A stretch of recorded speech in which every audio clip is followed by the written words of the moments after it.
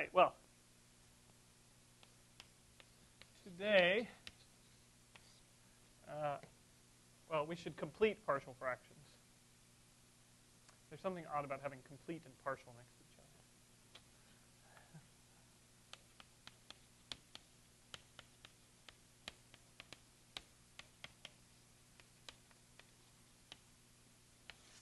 All right.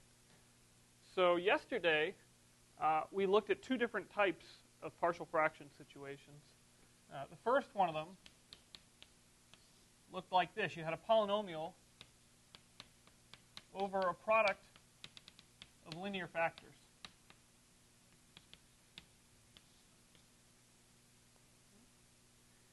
And of course, what was the condition on this?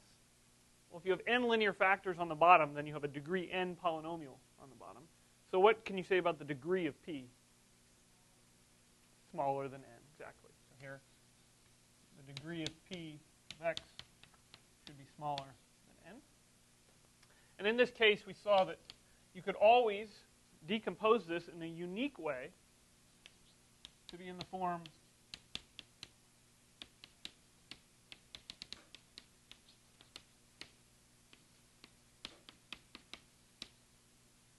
like so, where you have n different fractions, each with a denominator corresponding to one of the linear factors, and the top being a constant. So a1 through an are all real numbers, right? And these a1 through an are unique. There's only one way to do it. Okay, and then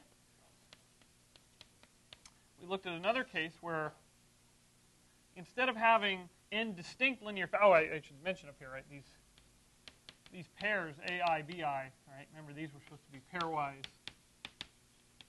distinct.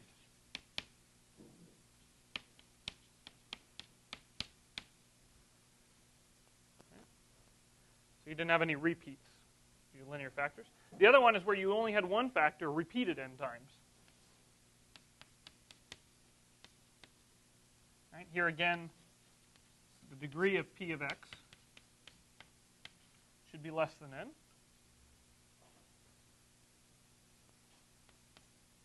And in this case,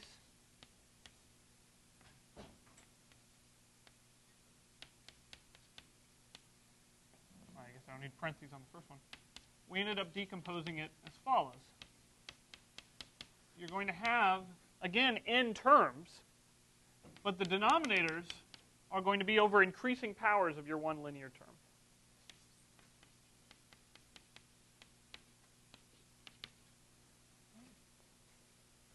And again here, the a1 through an are just constants. Okay, they're real numbers. Okay, let me do one more example of this, because I think we only did one at the end.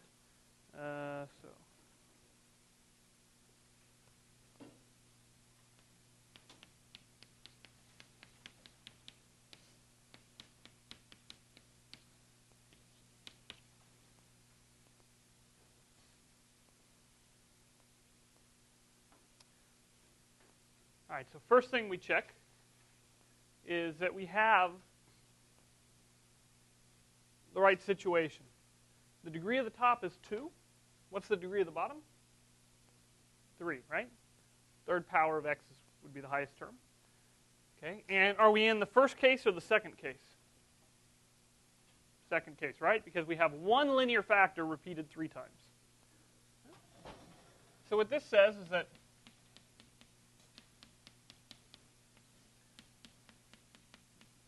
we should be able to decompose this as a over x plus 1 plus b over x plus 1 squared plus, let me use d, over x plus 1 cubed.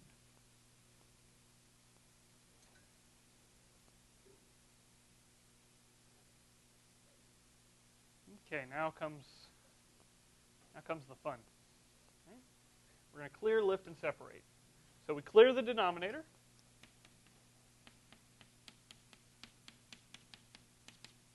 So on the right side, we kill one of the x plus 1, so we're left with 2 of them. the b term, we kill 2 of the x plus 1, so we're left with 1 of them. And for the last term, we actually kill all of the x plus 1s. So we're just left with a d.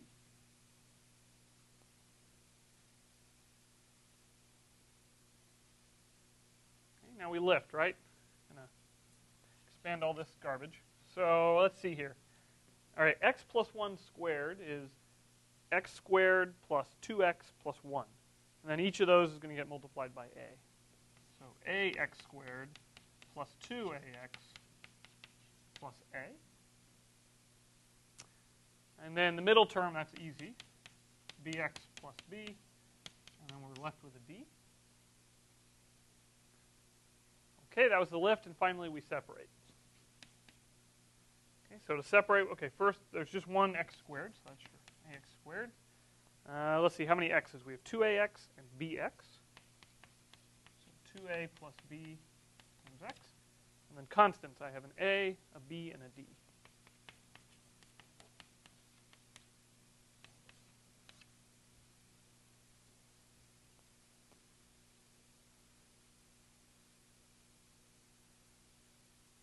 Bueno.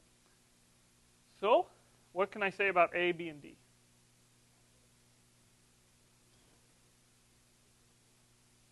What's equal to 4? Okay, so the last one tells me that a plus b plus d is equal to 4, right? The constant term on the right is a plus b plus d. The constant term on the left is 4. Fine. What else do I know? 2a plus b equals 2, right? The coefficient of x is 2a plus b. Coefficient of x is 2. So 2a plus b is 2. And what's the last? A equals 1, right? Coefficient of x squared is a. Coefficient of x squared is 1.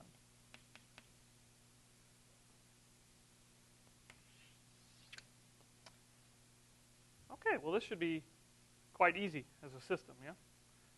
Has that nice triangular pattern to it. Here we have that nice triangular pattern. It's a very easy system to solve. So a is 1. Okay, so this is 1 over x plus 1 plus. Okay, what's b going to be? Well, if a is 1, then you get 2 plus b equals 2. So b is 0. So you actually have no middle term here. Right? So b, a is 1 implies b is 0. Okay, now what about this last one? Well, you have a is 1 and b is 0, so 1 plus d is 4. So d is 3. So we get plus 3 over x plus 1 cubed. Okay, you get that right? See if it matches what I did. Yep, good. Okay, nice.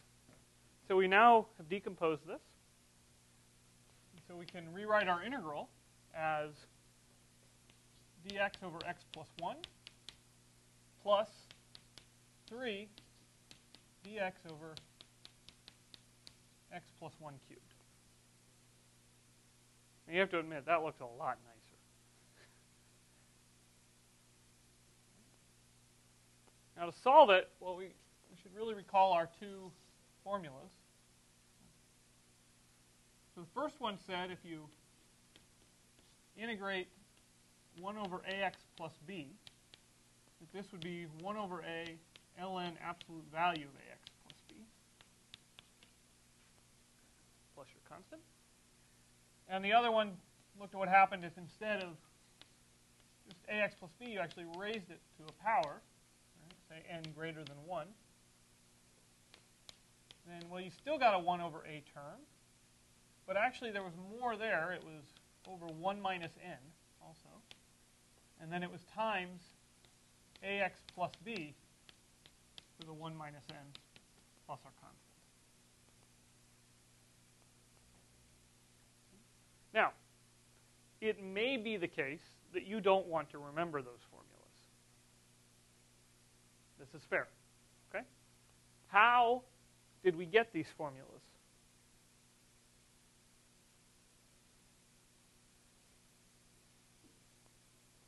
it's not unfair for me to expect you to remember how to get the formulas.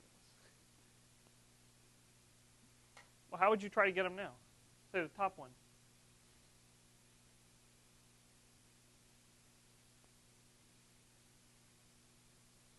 Feel free to jump in. Substitution, right? What would you make, say the top one? U equals ax plus b, right? Then what happens? U is ax plus b, so du is a dx, right? That's, by the way, where the 1 over a is coming from. Right? So then you just end up with du over u, so you get ln of u, or absolute value of u. The u then becomes ax plus b, and there you go. And the same trick worked here. U equals ax plus b, right? This will turn into du over u to the n. Right? Of course, this 1 over a coming from making u equal ax plus b, right? And then this 1 over 1 minus n, and this thing raised to the 1 minus n, comes from the power rule. Okay? It was actually minus n plus 1, but we rewrote it to make it look nicer. Okay? So, of course, things are really nice when, most of the time when you have this a equal to 1, right, then things are much easier looking. Right? So, for instance, this first one just becomes ln absolute value of x plus 1. And the second one becomes, well, 3 times, let's see, what do we get? 1 over 1 minus n. N here is 3. So 1 minus n is minus 2. So we get 1 over minus 2, which is minus a half. So this becomes minus 3 over 2 ln absolute value, there's no ln, 3 halves x plus 1 to the minus 2.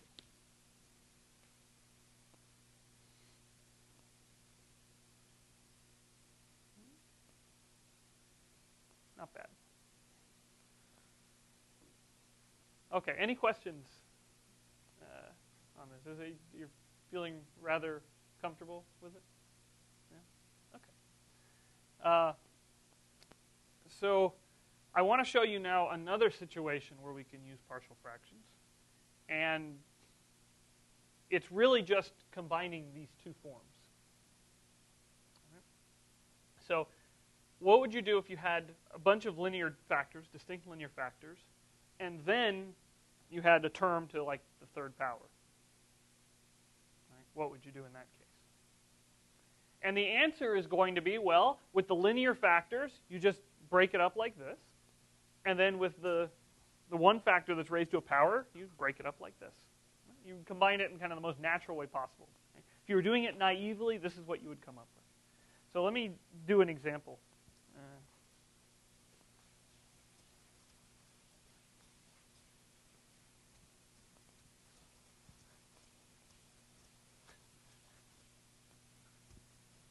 The example will be better than writing down some general formula, which will just be nonsense to you anyway. So.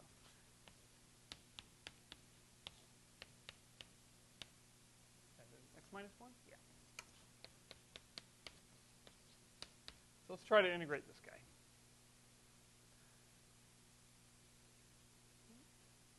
Okay, first we always check the degrees. Degree of the top is 1. The degree of the bottom is 3. Now, one thing I should mention. If you are in a situation where the degree of the top is 1 less than the degree of the bottom, always think substitution first. Right? Remember all these cases we had like something like this. Even x squared minus 1, right? That you could break up. You could do partial fractions on this. But what's the right way to do it? U sub, right? What's going to happen? You do u equals x squared minus 1.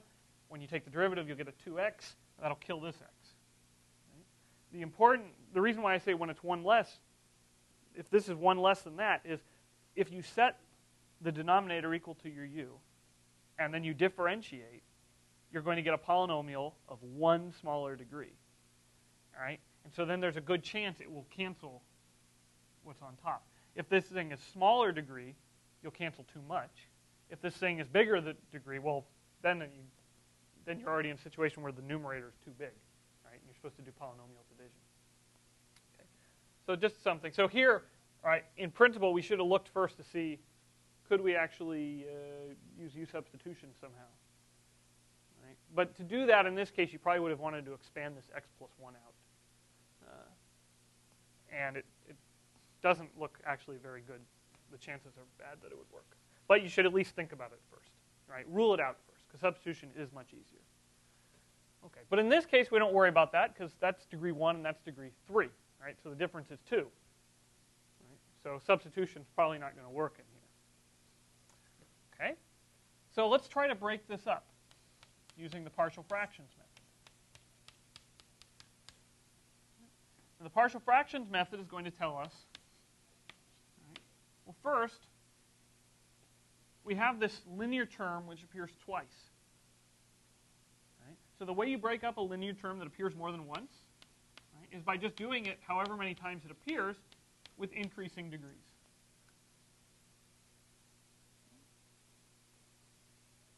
And then I have this linear factor that occurs, so just add that on.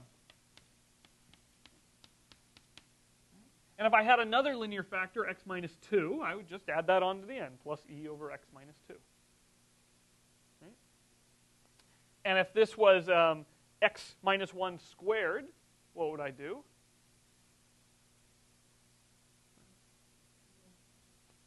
Exactly, right? I'd have my d over x minus 1 plus e over x minus 1 squared. Okay? So for each term that appears, right, you just let it show up as many times as this number.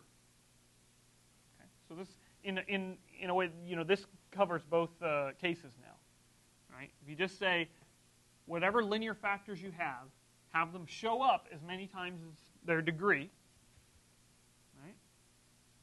And when they show up more than once, have their degrees increase every time they're showing up. Okay. Tina, you've given me that face again. You don't get it. Okay, let's just practice what we would do just with arbitrary things. Okay, I don't care what's on top. So I have some polynomial p, and let's say on the bottom I have x cubed, x plus 1 squared, x minus 3 squared, x plus 4. Okay. If I was going to break this up, all right, well now I'm going to use subscripts because I don't want to run out of letters. Okay, so for the x cubed, I do an a over x. So b over, I was going to say I was going to use subscripts. A2 over x squared, and an A3 over x cubed.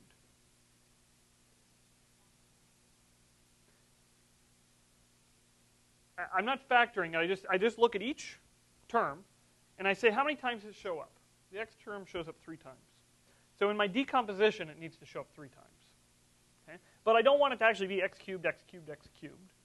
Right? The way I have it show up is x squared, x cubed. Okay, for the next one, for x plus 1 squared, okay, then let me use b's for this one. I have b1 over x plus 1 and b2 over x plus 1 squared. Okay.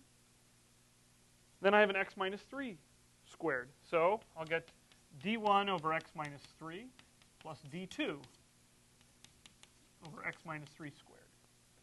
And then I have an x plus 4. It just shows up the one time. So I just have it the one time. And so you always just increase the degrees. And if this was an x to the 5th, I would have had a4 over x to the 4th and an a5 over x to the 5th. Does that make sense?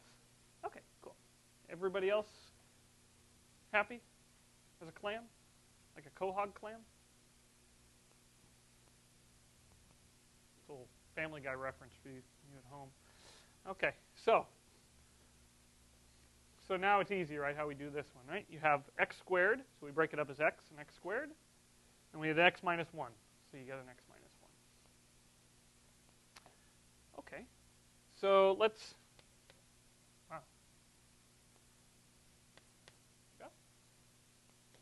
let's clear. So if I clear, then I get x minus 6 equals, all right, now, when I hit this thing onto that thing, one of the x's will die, but one of the x's will live. Right? So I'll have an x times x minus 1 left over. But I don't want to write x times x minus 1. I'm going to write, what should I write instead of x times x minus 1? x squared minus x. I only do that because eventually I have to distribute it, so I might as well do it while it's fresh in my head. Okay. Now when I multiply this to this term, both of the x squareds will cancel, and I'll be left with an x minus 1. So b times x minus 1. And then when I multiply this by the last term, the x minus 1s will cancel, and I'll be left with an x squared.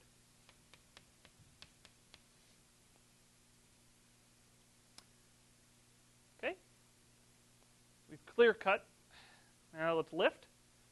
So a x squared minus ax plus bx minus b plus bx squared. Mind you, if I was doing this, I wouldn't actually write this middle step. Why? Well, what I would do is I would just go down the line, and I'd say, okay, where are my x squareds coming from? There and there. Right? Because I know, well, that's what I'll be doing in the next step anyway. So a plus d x squared. And then where are my x's coming from? Well, there I get a minus ax. There I get a bx. Okay, so minus a plus b. Geez, b is a tough letter to write. Okay, and then where are my constants? Well, I get none from there, and I get a minus b from there. And that's the only constant.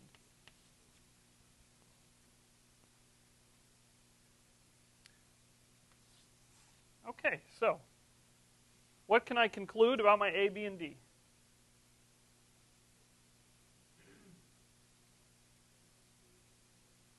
Okay, a plus d is the coefficient of x squared. There's no x squared over here. So indeed, a plus d equals 0. What does that tell me? Negative a plus b equals 1, right? Because, well, that coefficient is 1, and that coefficient is negative a plus b. Okay, and then what's the last one tell me? B is 6, right? Negative b is negative 6, so b is 6. So we get b is 6. Now if b is 6, then minus a plus 6 is 1. So if I subtract 6, minus a equals minus 5. So a equals 5. And if a is 5, and 5 plus d is 0, then d better be, d is negative 5. Cool. So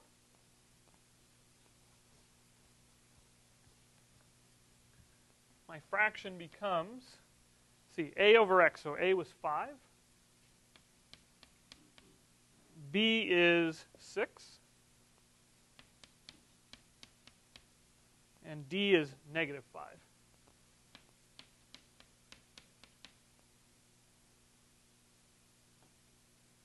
And again, we put it into a very nice form. So we can rewrite our integral. The integral of 5 times dx over x plus 6 dx over x squared minus 5 dx over x minus 1. And let's see. What's the integral of dx over x? Natural log absolute value of x plus, what's the next one going to be? Let's see. 1 over x squared. Remember, 1 over x squared is the same as x to the minus 2.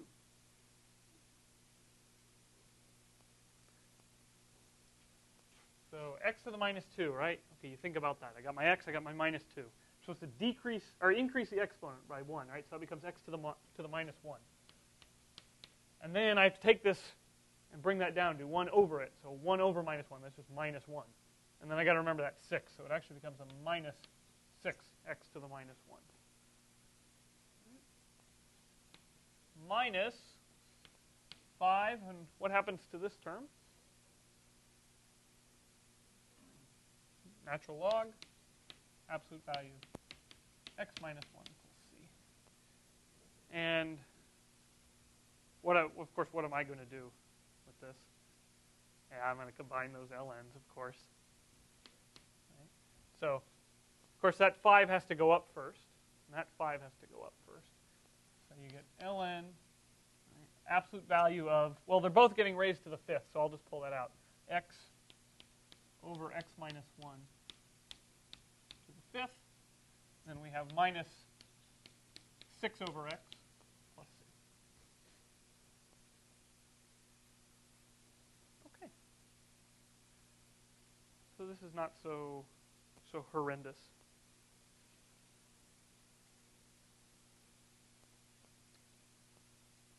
Okay. Any questions at this point? So, as far as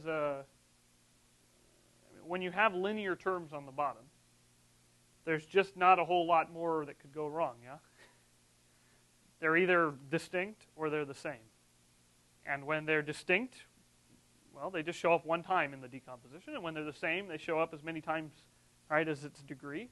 And each time you have to, right, increase the exponent 1, right, starting from 1 and keep going up. And that's really all there is to it.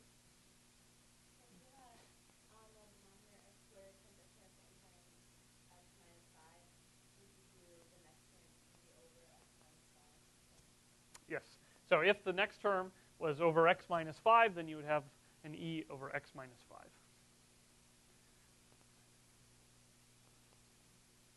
If that was the name of your constant.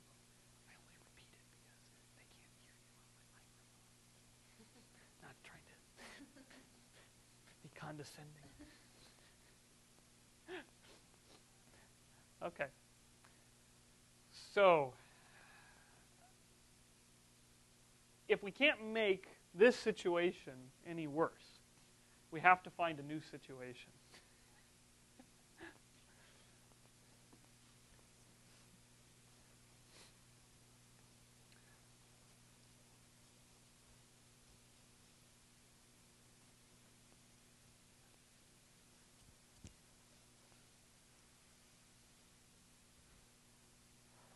So, what's the new situation? Well, if I was looking at fractions like this. Oh, yeah? Okay, good.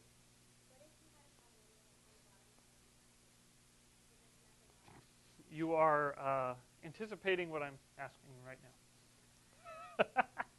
Yes.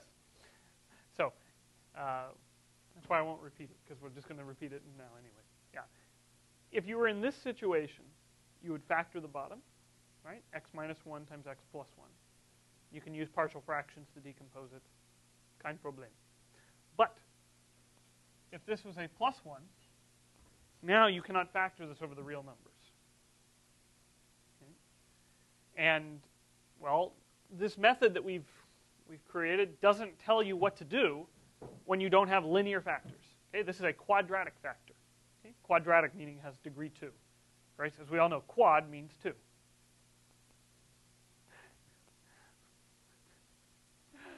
It cracks me up. Yeah, okay. So, see, quadratic is coming from square. But, of course, that's what a quadratic formula looks like. It's a square, right?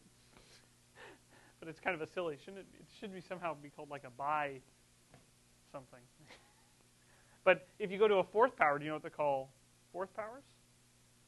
They call them quartics, but sometimes they also call them biquadratics.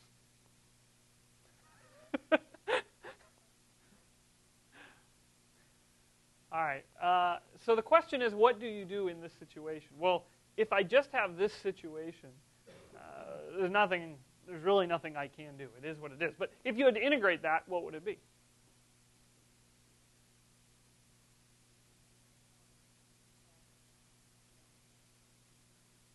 Let me ask you, is it?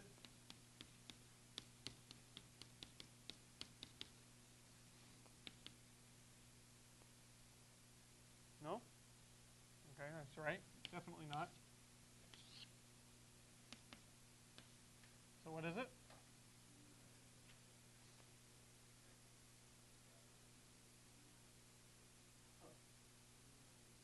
Almost. Yeah. Yeah, definitely. Yeah, I remember this one. This is one of my favorites. Shows up on tests all throughout my teaching career. So, all right. So, well, let me write down a more complicated problem where we can do some funny things. So this is getting sufficiently long that I will read it. So most of these I can remember, but this gets longer. So let me toss in this x squared plus 1, but let me also toss in x squared plus 2x plus 3. Okay. All right, so you have this nice situation. You look, hey, there's a nice degree 1. Hey, there's a nice degree 2 times a degree 2. That makes a degree 4. You could do partial fractions, except, ooh, wait a second. That thing doesn't factor. And what about this one? Does this factor? No, this is very nasty. this is quite bad. No? Okay. But it would be really nice if I could still break this up, right? Maybe something over this plus something over that. So what would I like? Well, what would be really nice if I could write this down? A over x squared plus 1 plus b, right, over x squared plus 2x plus 3. That would somehow be the best. Right? If I just basically mimic what I did before. It's going to turn out that this is too much to ask for. It's just too much to ask for. So there's a trade-off. By allowing higher degree on the bottom, we have to allow higher degree on the top. We can't just have a constant anymore. However, this is not such a bad thing. Okay? We're going to have to write down things like ax plus b and dx plus e. Okay, we have to allow a linear term, not just a constant. Why is this good, though? Well, if you have to integrate these, which would you prefer? If the degree of the top was 0 or 1? Well, if it's 1, that means it's 1 less than the bottom, which means there's actually a very good chance that you can use substitution on it. Okay? So it's, right, because when you do u equals x squared plus 2x plus 3, now the derivative will be 2x plus 2. And there's a very good chance that you can fiddle around with this numerator to kill it out now. Okay, so it's not such a horrible thing that you have to get a linear term up here. Okay. Now, once you put it in this form, how are we going to solve it? Do everything the same way as before. Okay, we're going to clear the denominators. So we multiply through by this denominator. And you get 4x equals. Now, things get nastier already, right? Let's see. Ax plus b we know we'll have. And then these two multiply and kill the x squared plus 1. But you're left with the x squared plus 2x plus 3. Oh, dear. Oh, dear. Okay. And then the dx plus e. Right, well, there the x squared plus 2x plus 3 gets killed. And the x squared plus 1 is left over.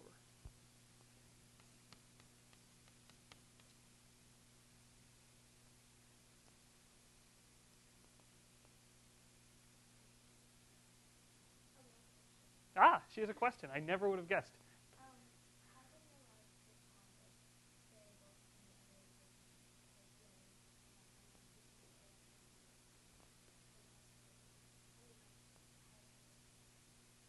So it's not justifiable without making an argument. Okay. And remember, one first thing I should mention: these a, b's, d's, and e's. These are not variables, of course. Those are constants. That's a variable, though. The statement that whenever I have a fraction in this form, polynomial divided by polynomial with linear factors on the bottom, right, or products of linear factors, that I can always write it out as a sum of fractions in this form with constants on the top, that requires a proof. Okay? All I did actually was write down that you could do it, and that you could do it in a unique way, but I didn't prove it, right? Which I won't do in here, but okay, it's not that difficult to prove. And in the same way, the statement that whenever you have quadratics on the bottom, that you can break that fraction up as a sum of fractions, each with a quadratic term on the bottom and a linear term on the top. That is not a statement that I can just make without a proof.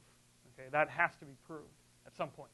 Okay, again, we won't do that in here, but it does require a proof. So you don't need to accept it on faith if you don't want to. I mean, we can work out a proof of it. But it's not obvious, and it's not just an assertion that we can just use, right? Without proving it. Okay, so does that answer you again? Okay. So having said that, well, from here it's really a question of algebra.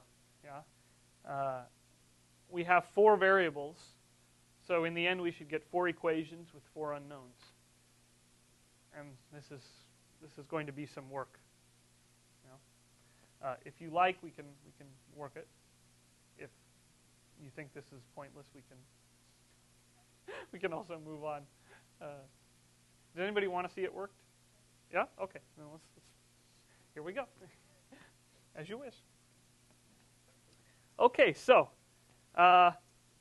ax cubed. Well, actually, let me do it my way, where I just look for my cubes all at once. So where are my cubes going to come from? They're going to come from x's times x squared. So I have an ax cubed and a dx cubed. Okay? So I'm somehow skipping the lifting phase here. Okay, so I get a and dx cubed.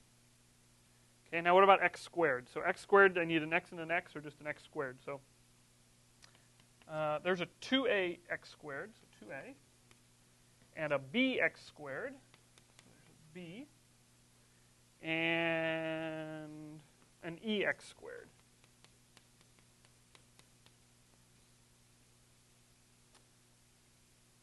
Okay, what about my x's? So there I need an x and a constant. So I have an ax times 3, so that's 3a, and a b times 2x is 2b. And then I have a dx times 1, so plus dx. And then I need constants.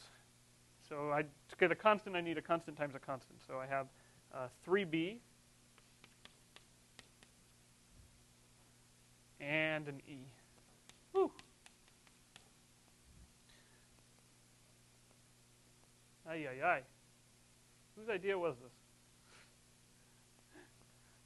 Okay, so let's write down our equations. So let's see here. From the x cubed, we get 0. Yeah? So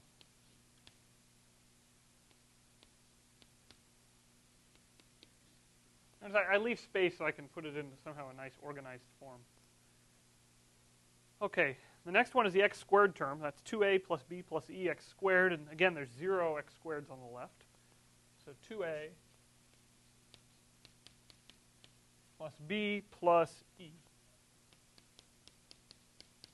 equals 0. Okay, the x term tells me 3a plus 2b plus d equals 4. So 3a plus 2b plus d equals 4. And the last one tells me that 3b plus e is 0.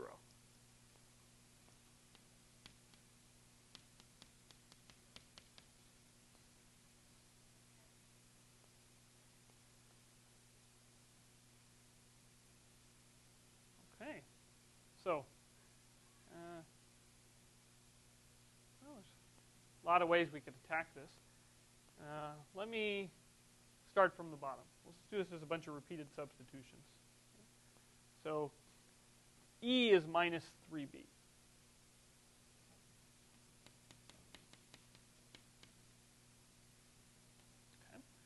So that takes care of this last equation. Now let me throw that into this second equation. Right? The second equation then becomes 2a plus b minus 3b equals 0. So b minus 3b is 2b, minus 2b. And if I add that to the other side, I get a plus 2b. And so if I divide by 2, I get a equals b.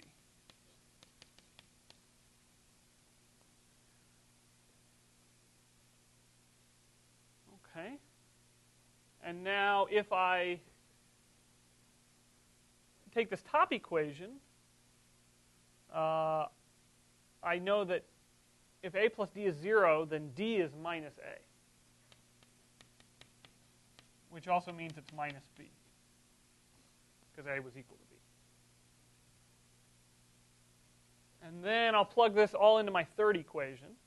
So 3a is actually 3b plus 2b plus d, which is minus b. So minus b is equal to 4. So 3 plus 2 minus 1. Right? That's 4. 5 minus 1 is 4. So 4b equals 4. So b equals 1. So if b equals 1, then a equals 1, because b was equal to a. And d equals minus 1, because d was minus b. And e equals minus 3, because e was minus 3b. Phew.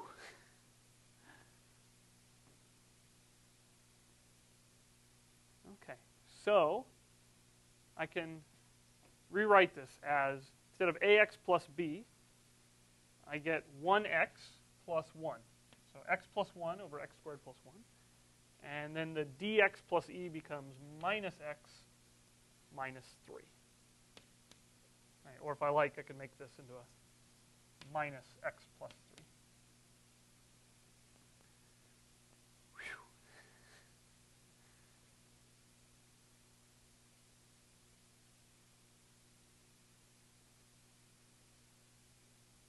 Note, we didn't do any calculus yet. Okay, so maybe we should do some calculus, right?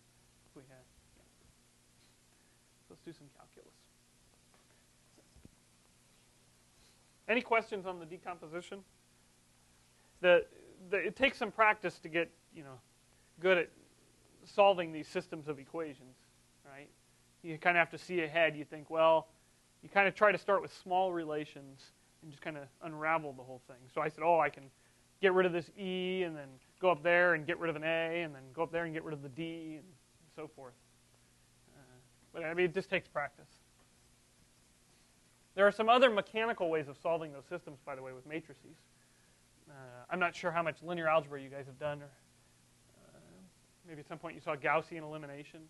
You know what I mean? In high school, they used to teach this, like how to solve a system of equations with matrices. Elementary row reduction. And Jenna, you've seen this, yeah? Yeah. Okay. So, you just don't like it? Oh, I thought you guys haven't seen it. Okay, good. Yeah. I mean, it's whatever method you like. I like the substitution method of just kind of solving for things and then putting in, but it's whatever you enjoy. Okay, so let's integrate this thing. So the integral of 4x over x squared plus 1 times x squared plus 2x plus 3 dx is now the same as the integral of x plus 1 over x squared plus 1 dx plus, or minus, as the case is, the integral of x plus 3 over x squared plus 2x plus 3 dx.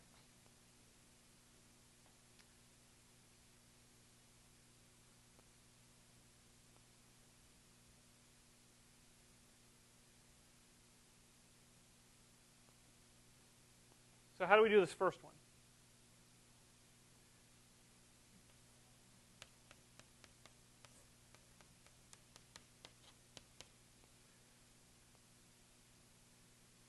Well, before I do u sub on this, I would actually break it up. Right? I'm going to break this up as, well, there's actually two fractions I can get out of this, right? X over x squared plus 1 plus 1 over x squared plus 1.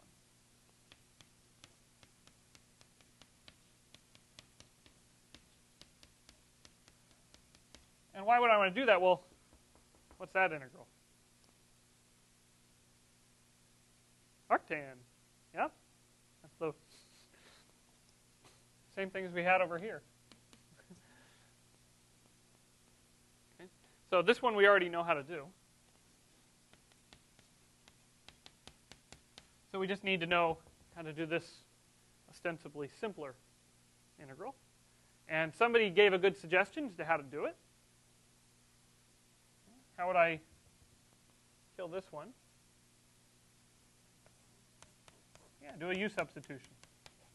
All right, what would be my u? X squared plus 1.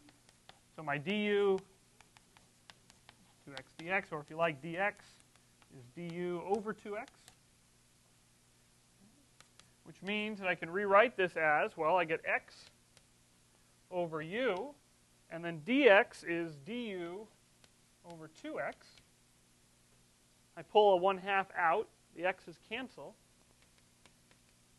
and I get du over u. And of course, we know how to integrate that. A half ln absolute value of u, right?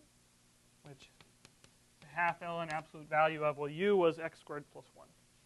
And at this point, okay, we'll put it back in, we'll add all our constants, and we'll make a little observation, which is, okay, so first you have a half absolute value, ln of absolute value of x squared plus 1,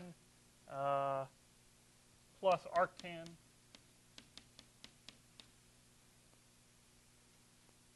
Okay. But I won't put in the well, I put in the plus c, fine. It'll be a different plus c up here, of course. Okay. Do I need these absolute values? Why not? X squared plus 1, right? I mean, x squared is at least 0. Plus 1 is means you're at least 1, so I don't need these. Let's put parentheses. Okay, so that's the first integral. Now we got to do the second integral. It's not that big. All right, so let's see what we got for the second one. We have x plus 3 over x squared plus 2x plus 3.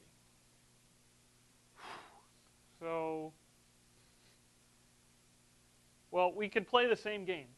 Yeah, we can break this up into two different integrals. But let's think ahead. When we do that, we're going to get we'll set our u equal to x squared plus 2x plus 3 in one of the integrals. And then derivative will be 2x plus 2, which will mean we'll have to break things up at that point anyway. So let's not break it up yet. Let's do the substitution right off the bat and then break it up when we figure out the right way. So we'll do u equals x squared plus 2x plus 3. So that du is 2x plus 2, or dx, or dx is du over 2x plus 2. So now this integral becomes, okay, I have x plus 3, oh, I'm missing a dx, x plus 3 over u, and then dx is du over 2x plus 2. Okay. Now I have a canceling problem here. Yeah? So this is, yeah. Could I break up the x plus 3? Not a bad idea. X plus 1 plus 2. All right. So first thing let's do is let's pull this 2 out. You know? Make this just an x plus 1, and I'll pull a 2 all the way out. And now I can rewrite x plus 3 as x plus 1 plus 2. This is Dina's idea, not mine.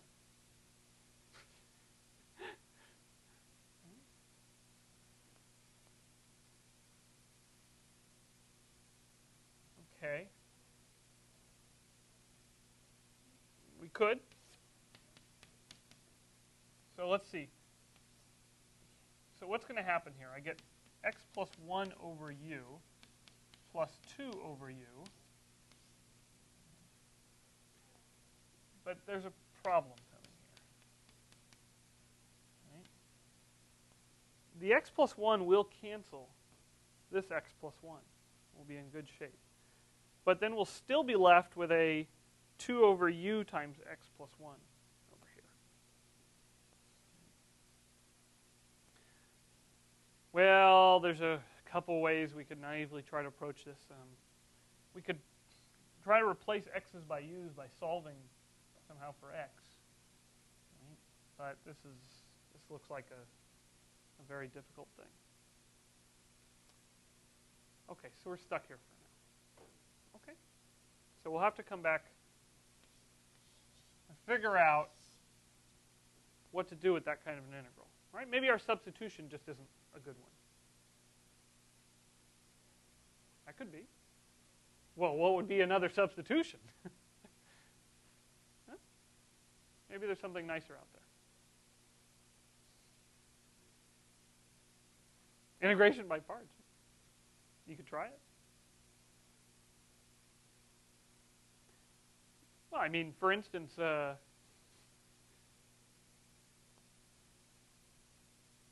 over x squared plus 2x plus 3, that could be your u. Right? X plus 3 could be your dv. Maybe it'll work. What's that? So again, you're going to end up with this problem of, so what happens if you split it up in the beginning?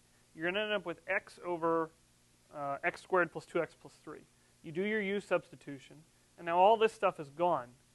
And so now you're left with just x over u du x over x plus 1. And now you still have this problem. We don't know what x over x plus 1 is. Right?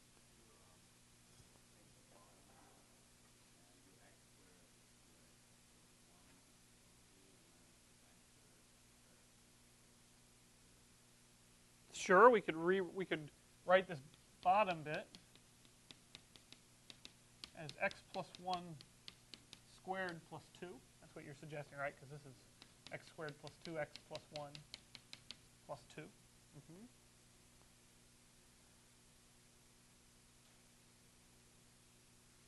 Well, if you did this, let's say you did that.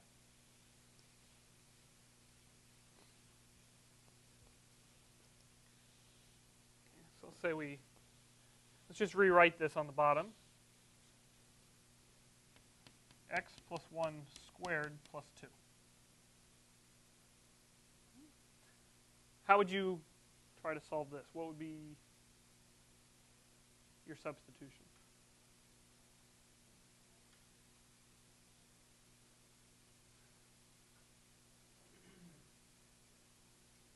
X plus 1. Okay, let's try that. U equals x plus 1. So du equals dx. So this becomes, well, by the way, if u is x plus 1, what's x plus 3? It's u plus 2. So this becomes u plus 2 over u squared plus 2 du. Well, this at least has the advantage that it's all, we've got all the x's gone, right? Okay. So let's see, what could we do from here? We could break this up. U over u squared plus 2 du plus, well, I can just pull the 2 out, 2 over du over u squared plus 2. And what would you do with this one? U substitution, right? So what would I, v equals, I don't want to use another u substitution. U squared plus 2. Okay, so dv will be 2u du. Okay, so this guy will become, okay, so you have u over v, and then du would be dv over 2u. this is nice. The u's cancel. You pull a half out. You get integral of dv over v. Oh, this is not bad. That's a half ln absolute value of v. Okay, we'll unsubstitute in the end because we're not worried. And then this one, what do we do with this one?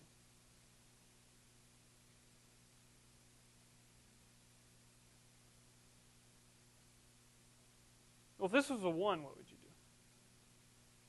The arctan, right? So if it's a 2, what do you have to do?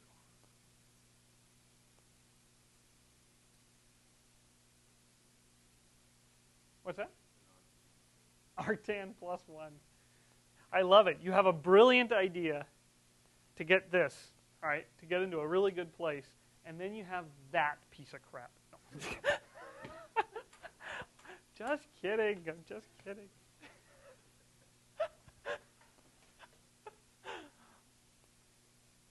Well, we actually have a pretty good idea what to do with that. Let's take a look.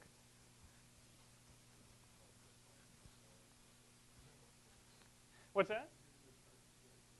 Well, the problem is there's only one quadratic term here. Yeah, so this is a real pain. There's no way. When you only have one term, it's really hard to break it up into partial fractions. You know, this is not so good. But it's not that bad here. So what if I wrote this as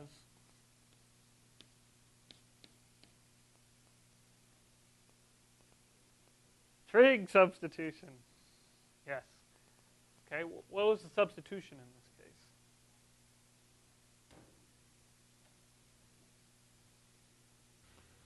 I'll give you a hint. It's tan.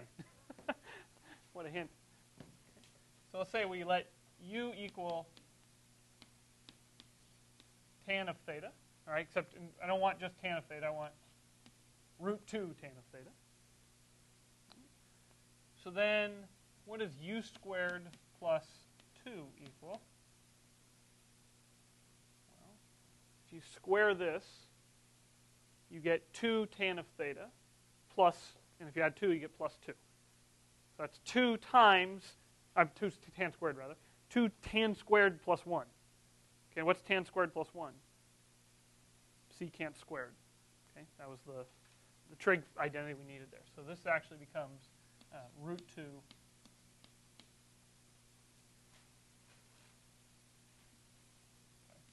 2 secant squared theta. Okay, and du is, well, root 2 secant squared theta d theta.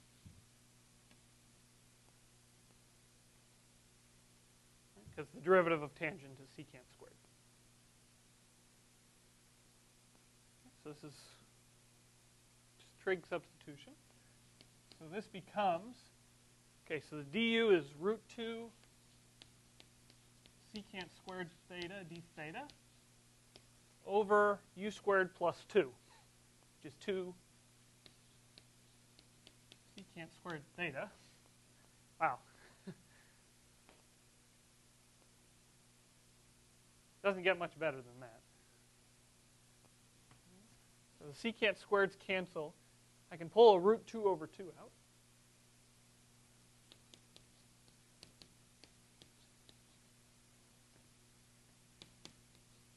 So root 2 over 2 theta plus c. Okay, and then I need to replace theta with something. So how about I divide by root 2 and then take the arctan. So this is arctan of u over root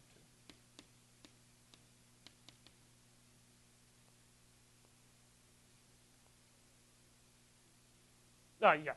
Yes. Thank you. Okay, so that means I think we got everything. So this first integral was a half ln of v. V was u squared plus 2. which, well, u squared plus 2, we can drop absolute values.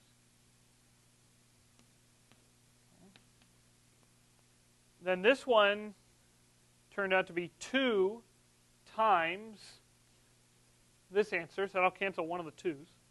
So we get root 2 arctan of u over root 2, and we have plus c. But of course, we didn't start with u's, we started with x's. So I actually have to replace u with x plus 1. And so I get a half ln u plus 1, or x plus 1 squared. Mind you, x plus 1 squared plus 2, that's actually our original starting 5.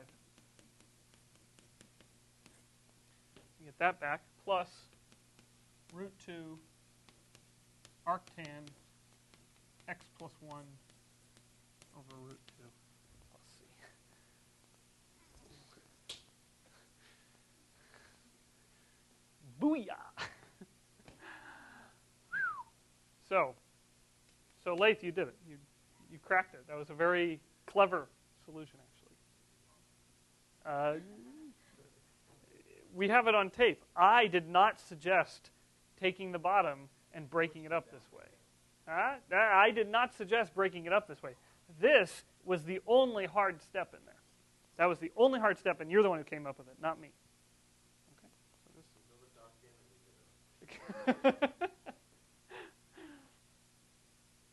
Okay, what time we got here? Oh, almost done here. Okay.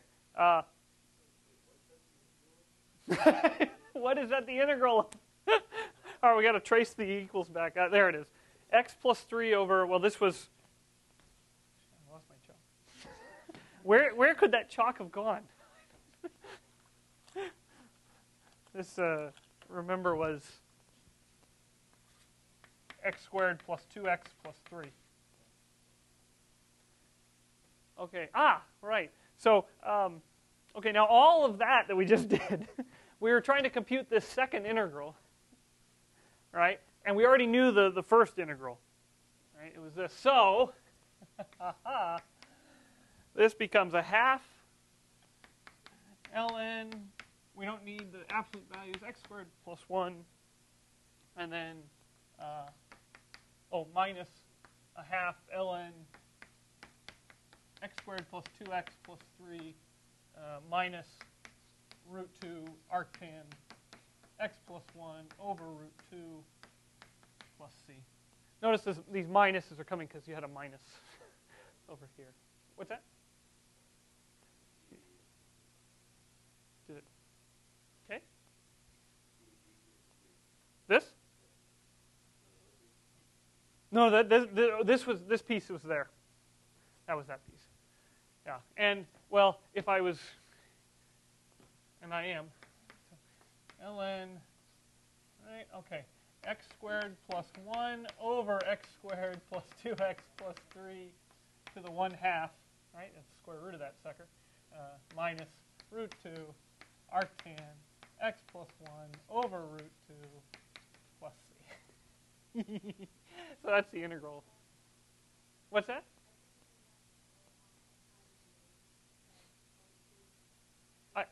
I left out a whole first part?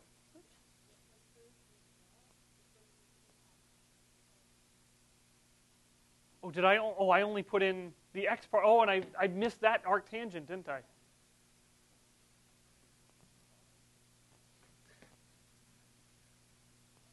Plus arctan of x plus arctan of x plus c. Okay.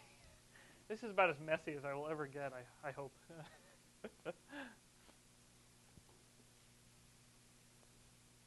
Okay, so there's our final answer, Regis.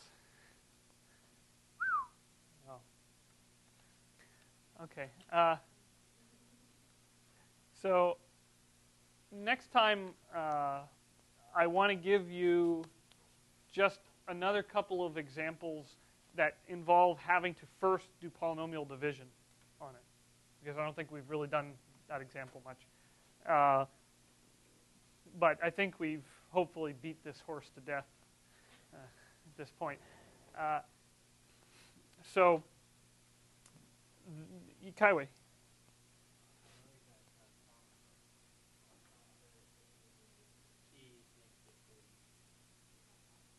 Yeah, it was -3. Did I make it into a positive somewhere? Yeah.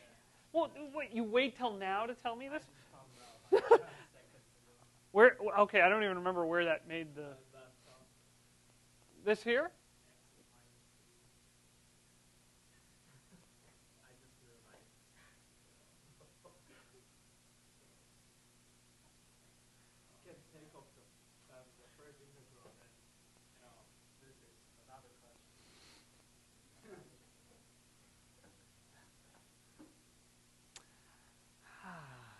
Who am I going to fail this term?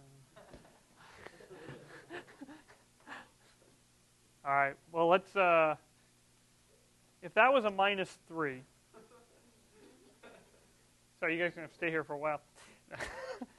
If this was a -3, what would have happened? Instead of, you would have said, okay, if u is x plus 1, then x minus 3 is the same as x plus 1 minus 4. And so this would have become a u minus 4. So this would have become a -4 times. And so this would have been actually a -4 times this stuff. So you actually would end up with an extra -2. So this is probably just -2. I hope this fixes it. -2 root 2 there. I think that's the place where it would end up. Because we ended up with, remember we had this root 2 over 2. If we multiplied by 2, then it killed it. If you multiplied by -4, you'd get -2 root 2. So that would be a +2 root 2, and that would be a +2 root 2. Okay, I hope that solves the... that's terrible. Yeah. By the way, if you get to the end of a problem of this length, one, you should feel free to write the dean a nasty letter. But two, if you want to make sure that you actually have got something close to the answer, and you're also masochistic, you should differentiate this. Right? And if you differentiate that, which actually, it looks horrible, right? But if you remember, you just do it term by term. Each one of these is not so bad. You should get that out at the end. And if you don't, as I expect you wouldn't, then you know there's been a mistake somewhere. So next week, though, I should tell you, we've more or less finished what I want to cover as far as techniques of integration. Okay, there is a few more things down the road that we'll talk about, but for the most part, this is it. And so that means we're going to be starting soon the next phase in operation integration calculus, Adam's way, which is going to involve something called the fundamental theorem of calculus, which some of you have seen before. But before we embark on it, I'm going to try to sort of collapse and crystallize all that we've done so far, and then we can have a nice collection of problems that we can work on. And so we may not start that on Tuesday. We might just fiddle around for a little bit and postpone it. But it's coming. It's coming. Okay.